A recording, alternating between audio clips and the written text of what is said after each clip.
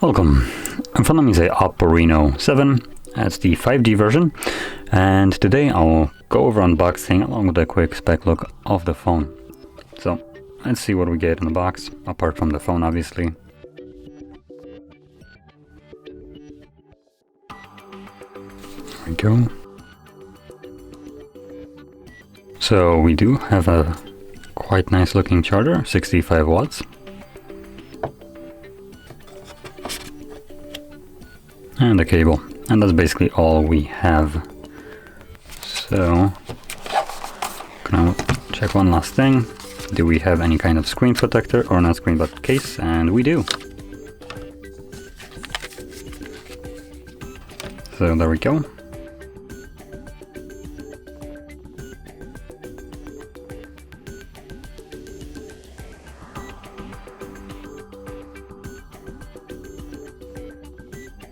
There we go. Okay, so quickly starting off with the screen that we can see right now, we're looking at 6.4-inch display, 1080p. It's an AMOLED with 90 Hz refresh rate, HDR10 plus, certification, 430 nits typical brightness, and 800 peak brightness. So it can get fairly bright, though it's nothing really like mind-blowing. And let's just quickly go through this.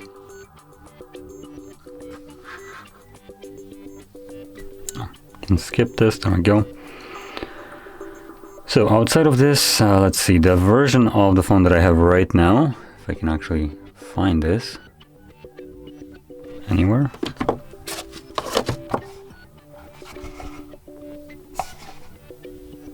Oh, there we go. So this is the 8GB RAM, 256 storage, and well, I'm actually looking at it, but this is the only version that they sell, so we don't have anything else to choose from. Usually companies will have like multiple different storage options, but apparently this one is not one of them. So there we go.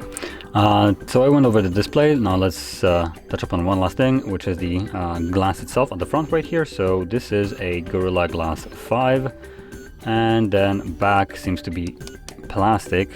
As you can probably hear from it. It's not like glass or anything other than that. It's just plastic with some, it looks like something alongside of a brushed aluminum. You don't feel that at all when you moving your finger through it. It's just straight up look. So there we go. As you can see, it's now set up. Now on this device we're looking at, like I mentioned before, 8 gigs of RAM with 256 storage. We also, let me quickly check, I should have, there we go, one of these things, so we can check if we have expandable storage, which I would assume we do.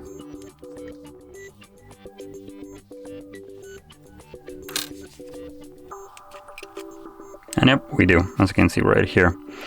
So we can expand the storage past the 256. 8 gigs of RAM seems to be fairly decent amount. And we're looking also at a Dimensity 900 processor. So this is the 5 gigahertz one. And what else is there? Let's actually move over to the cameras right here. So we have a triple camera setup, though something tells me that it's going to be not a triple camera setup, just a sticker camera. So we have a 64 megapixel wide sensor, so I assume it's going to be the very top one. And then we have a 8 megapixel ultra wide, so probably this one. And lastly, we have obviously a sticker camera at whopping 2 megapixels, and it's a macro.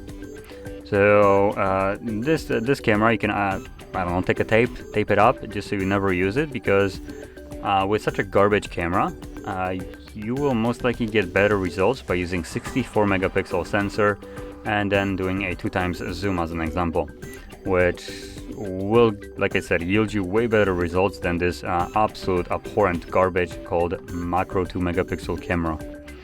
And just so people aren't really like confused about it, just so you can see what I mean, I'm gonna take, let's just see, Yeah, allow whatever.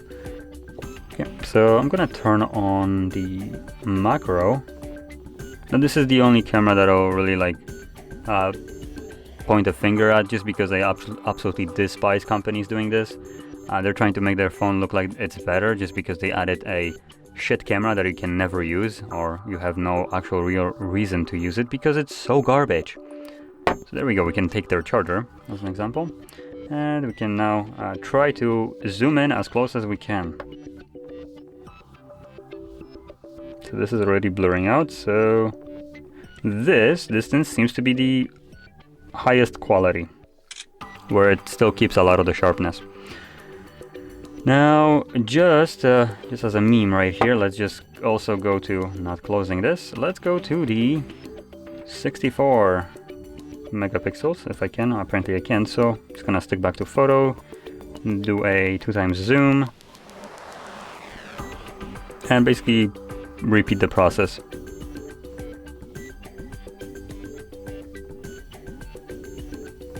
Okay, so this is as close as I can get. So, here we have two different photos. This is going to be the 2x zoom from the main sensor, 64. And yeah, it's actually pretty good, better than I actually expected. And then we get our trash 2 megapixel macro, which can't even get as close as the 64 megapixel and can't even keep up the quality at further distance away than this one. Like, there we go, that's basically as zoomed as it was, and we can get even closer here and keep still a lot of the detail. Now, to compare that to a phone that actually does have a good macro camera, I'm gonna do the same and completely dumpster it, because honestly, I don't care if the company doesn't like it. This camera shouldn't be on this phone. You have to pay for it, for absolute garbage that you never get to use. So let's just compare it with a super macro on a, what is it, 3-year-old phone that costs most likely less than this one at this point. So let's just get close. Now with this camera I can actually get closer if it can focus up on it. There we go. Now it is lacking in light because I have to get a little bit closer. So I'm literally blocking it. Come on.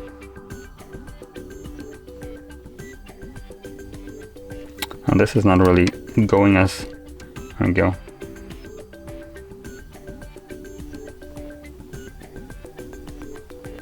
I don't think I actually got as close as I can with this, but still.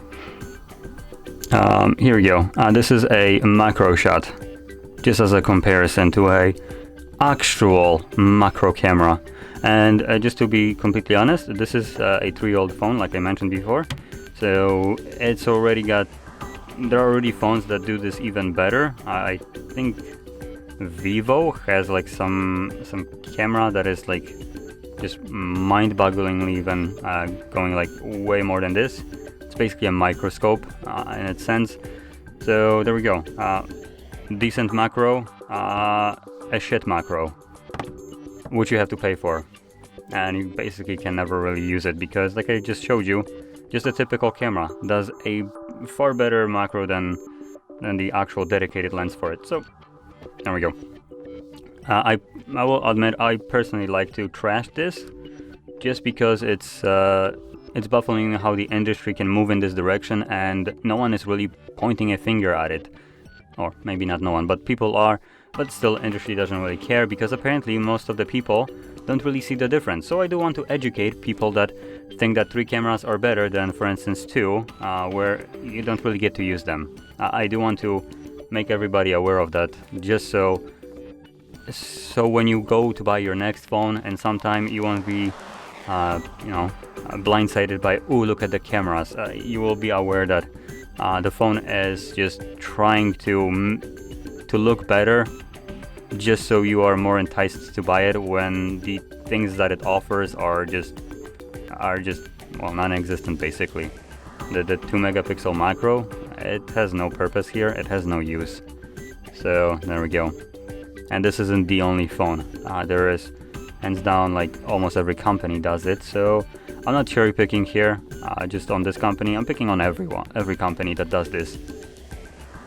Anyway, let's move over with the specs. So at the front, with the camera, we're looking at 32 megapixel sensor, also wide. So the camera here are fairly okay. It's nothing like mind-blowing, but for the price, I don't think you would expect anything like, you know, flagship grade here. So it's doing the job, and it's doing it quite well, apart from that 2 megapixel macro. So yeah, now moving on to the last part, which is going to be the storage right here, or not storage, but battery. We're looking at 4,500 milliamp hour battery, and like we've seen, we do have that 65 watt charger, which will do the job really well. And apparently advertised charging speeds with this is 100% in 31 minutes. So that is pretty good. Definitely better than what, for instance, Samsung offers at price range that is double that. So yeah, I do admire that. The fact that we actually have a charger here is also a really nice thing. So yeah. And that would basically sum up this device. Last little thing that I can just kind of add, let's see, we have a headphone jack on here, so that's a rarity now. Some people still use it, so that's why I'm pointing it out. We have a, I believe, a fingerprint under display, but I'm gonna check it out quickly.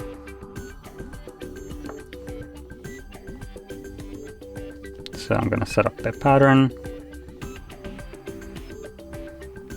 And yep, we have an under display fingerprint sensor, which actually, for the price that this comes out around, it's surprising to me. Honestly, I just literally looked into this, and I wasn't expecting it at sub 500 phone to have a under finger display sensor. So there we go. Now I'm gonna quickly set it up just so you can maybe see how well it works, how quick, because it's also a fairly important thing to know. Obviously, just because you have an under finger display sensor doesn't mean that it's good. So let's see. Cancel this and let's lock it. Oop.